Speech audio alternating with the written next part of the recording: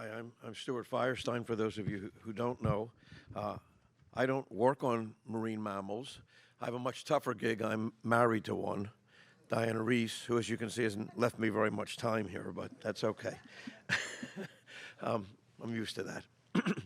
So as I say, I don't work on marine mammals or really any scientific activities directly related to critical work of ocean conservation. Ironically, I work on the olfactory system. I'm a neurobiologist, and of course, as you know, marine mammals have pretty much given up on olfaction, so I don't know whether there's something to learn from that or not. But I do work on science and science policy and communicating science and having it count in our policies. And it's in this area that I really related to Roger and learned a great deal from him. So translational science, as Diane just used the word, is often referred to, of course, as from the bench to the bedside, you know, moving things from the laboratory to the clinic. But there's another kind of translational science that Roger and many of you are actually involved in, which is, I would say, from the bench to the parliament, or perhaps in this case from the field to the parliament. But that's another kind and a very valuable kind of translational research. How to make that happen effectively, I think, occupied virtually every moment of Roger's life, waking and sleeping. He told me he used the humpback whale sounds to fall asleep, and they were also his alarm clock for waking up. So, as you heard, he listened to them again and again and again. So Roger knew certain things about translational science, the kind of effort it took to make it happen, that it needed a blend of both popular support and political savvy. One of his favorite aphorisms is attributed to Antoine de Saint-Exupéry, that we know best as the author of The Little Prince. And it says, if you want to build a ship, don't drum up people together to collect wood and don't assign them tasks and work, but rather teach them to yearn, for the vast and endless sea. Well, that turns out to be actually a shortened and paraphrased version of the original, which in my opinion is even more Roger-like, so I'm going to tell you that now. It's just a little bit longer. One will weave the canvas, another will fell a tree by the light of his axe, yet another will forge nails, and there will be others who observe the stars to learn how to navigate.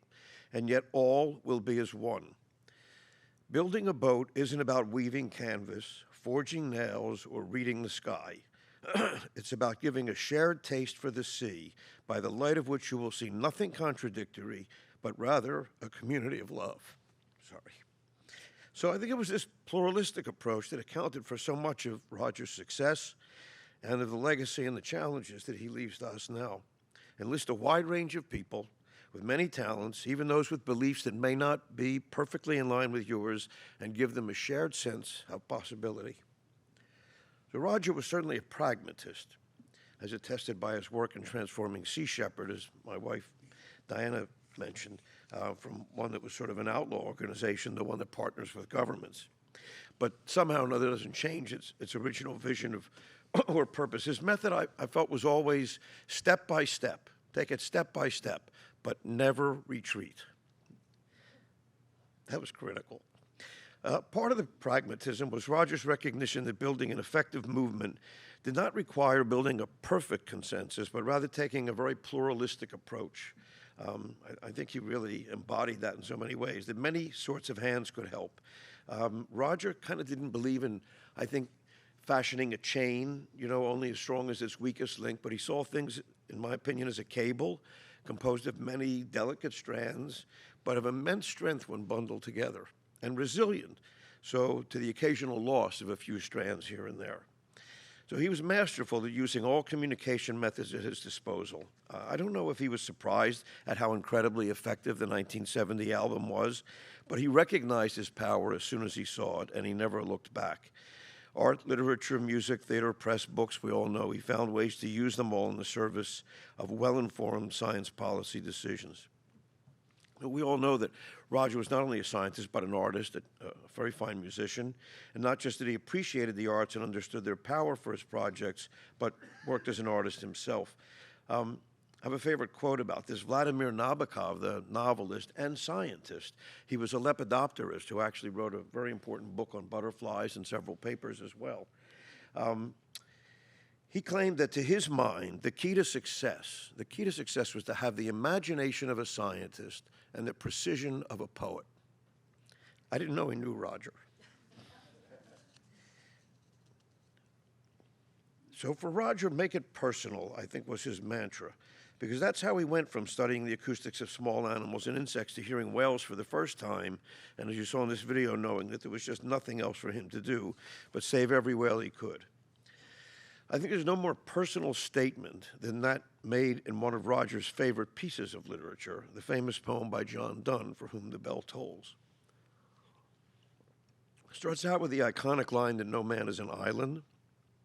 And for Roger, this would include any living creature, not just man. And indeed, he often recited the poem with the word species inserted in place of man and life inserted in place of mankind.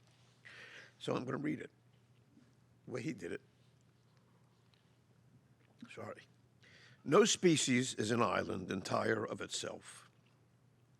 Each is a piece of the continent, a part of the main. If a clod be washed away by the sea, Europe is the less, as well as if a promontory were, as well as if a manor of thine own or of thine friends were.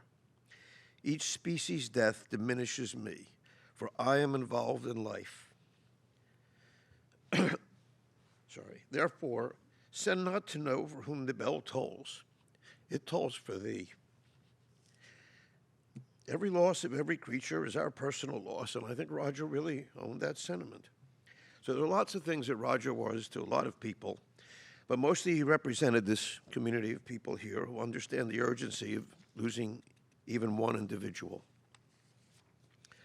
His great lesson to me was how to live with the pain and grief of hearing that bell toll so often, and yet being of such even keel and good humor, because that was the way to get things done.